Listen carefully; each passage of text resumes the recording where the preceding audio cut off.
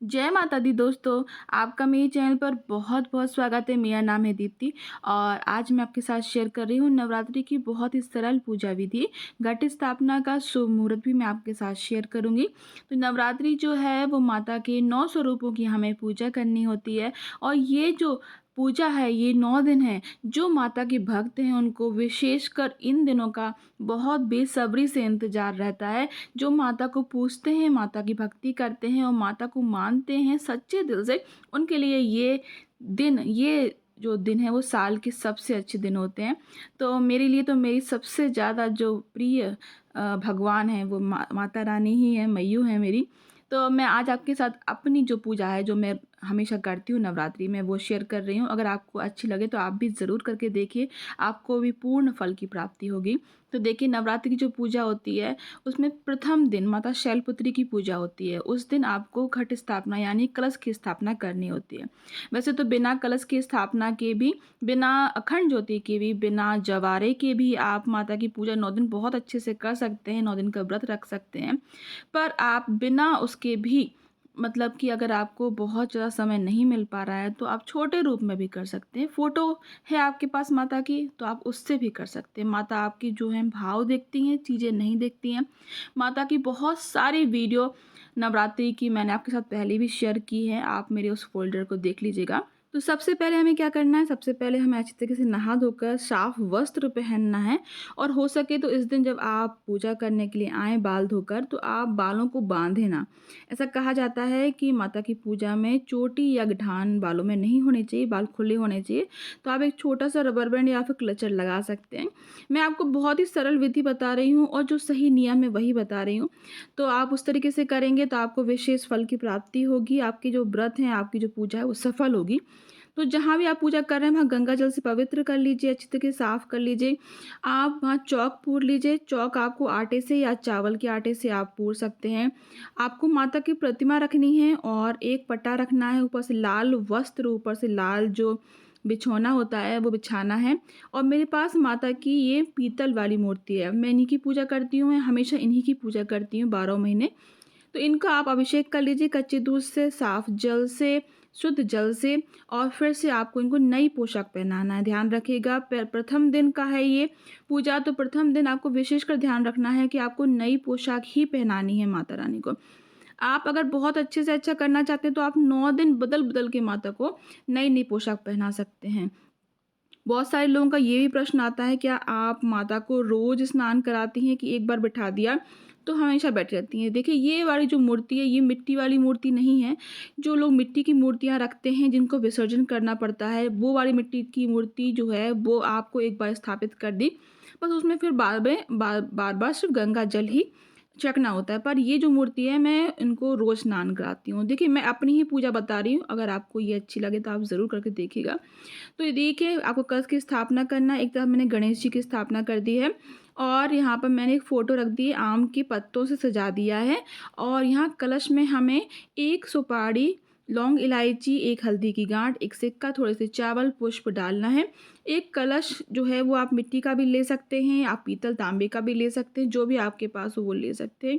इसके ऊपर नारियल रखना है, नारियल के नीचे पंच पल्लव यानी कि आपको 5 आम के पत्ते रखने हैं। अगर आम के ना मिले आपको तो अशोक के भी रख सकते हैं। नारियल के ऊपर आपको ध्यान रखना है कि एक लाल कपड़ा अच्छे से उसको उड़ा देना है और लगा देना है, लपेट देना है और कलावे से उसको पक्का कर देना है। ये जो आप कलश रख रहे हैं इसको 9 दिन आपको नहीं हिलाना है, बिल्कुल नहीं छूना है। और आपको ध्यान रखना है 9वें दिन जब आप 10वें दिन जब आप इसको उठाएँगे, कुछ लोग 9वें दिन भी उठा लेते हैं पर 10वें दिन उठाना चाहिए। 10वें दिन जब उसको उठाएँगे आप, उसका जो जल है उसकी क्या करना है उस जल का, उसका वीडियो भी आपको मेरे चैनल पर मिल जाएगा। इसमें जो चीज़ें डली रहती हैं उसका क्या करना होता है उसका भी वीडियो आपको मेरे चैनल पे मिल जाएगा। मैं लिंक दे दूँगी आई बटन में, तो आप वहाँ से देख लीजिएगा, आपको सभी जानकारी मिल जाएगी। अगर आपके चौकी आपकी पट्टा बड़ा है तो आप कलश अपने पट्टे पर ही रख सकते हैं। तो आपको ध्यान रखना है माता के राइट साइड, हमारे लेफ्ट साइड हमें कलश रखना है और हमारे राइट साइड माता के लेफ्ट साइड हमें दीपक प्रज्वलित करना है। अगर आप अखंड ज्योति जला रहे हैं तो उसकी जो नियम है उसकी वीडियो भी मेरे चैनल पर डली है। क्योंकि मैं सभी चीज़ें अगर इस वीडियो में बताऊँगी तो ये वीडियो थोड़ा लंबा हो जाएगा, इसीलिए मैं आपको बस संक्षिप्त रूप में बता रही हूँ, वो छोटे रूप में। तो ये हमने दीपक जला लिया। ये जो दीपक है अखंड ज्योति का दीपक नहीं है, ये सुबह शाम जो हम जलाते हैं दीपक, जब तक हमारी पूजा पाठ होगा जब तक जलेगा बस।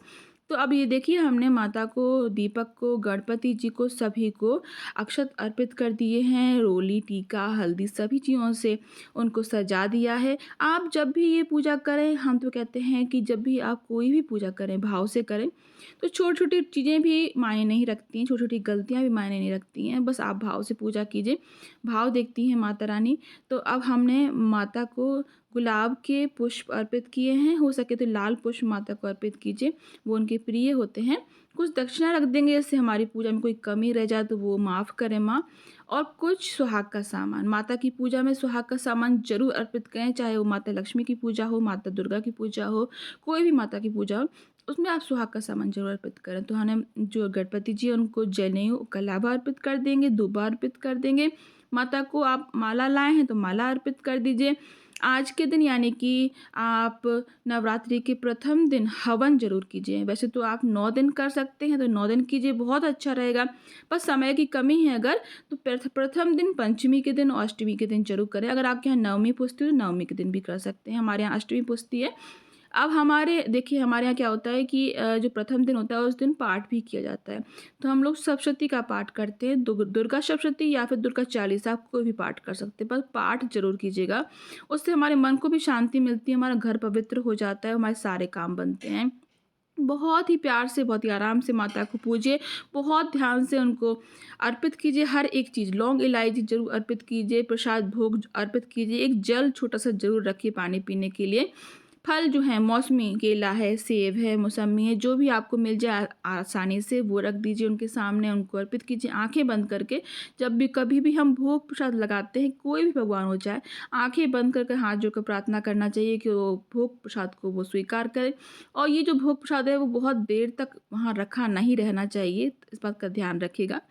अब कलश की स्थापना हमें कैसे करना है, तो 15 अक्टूबर से लेकर 23 अक्टूबर तक नवरात्रि चलेंगी और 24 तारीख को दशमी है यानी कि दशहरा है। तो 15 तारीख को आपको जो कलश की स्थापना करनी है उसको आपको करना है 11:48 से दोपहर 12:36 तक। ये शुभ मुहूर्त है कलश की स्थापना करने का, तो आप इसको नोट कर लीजिए या फिर इसका स्क्रीनशॉट भी आप ले सकते हैं। अब हमें हवन कैसे करना है तो वो देख लीजिए। हवन जब भी आप करें तो आप गाय की उपली को अच्छे से जला लें या फिर हवन कप ले लें आप, उसमें आपको थोड़ी सी धूप डालकर, कपूर डालकर जला लेना है। जहाँ भी आप हवन कर रहे हैं वहाँ थोड़ा सा टीक दें, टीका लगा दें और फिर हवन की जो कुंडी होती है, हवन की जो बेदी होती है उसको रख दीजिए और फिर आपको हवन करना है। 5 बार आपको घी से आहुति देना है, फिर हवन सामग्री से आहुति देना है। ध्यान रखिएगा इसमें आपको हवन सामग्री में आपको लौंग इलायची का जोड़ा ज़रूर डालना है, खासकर कि माता की पूजा में। और फिर आपको एक कुछ मीठा पदार्थ, मीठी भोग इसमें डालना है और फिर पानी से आचमन कर दीजिए और फिर हम आरती उतार लेंगे, सिर रखकर पैर छू लेंगे। कोई भी भूल चूक हो जाए उसके लिए हमें माफ़ी मांगनी चाहिए, माफ़ी मांग लेंगे और हमारे यहाँ छोटे रूप में पूजा संपन्न हो जाती है। इसके बाद अभी आपको अगर मन में कोई क्वेश्चन हो, डाउट हो तो आप मुझसे बेझिझक पूछ सकते हैं। मैं जल्दी से जल्दी आंसर करने की कोशिश करूँगी। आज का वीडियो मैं यहीं समाप्त करती हूँ। आपका बहुत बहुत धन्यवाद।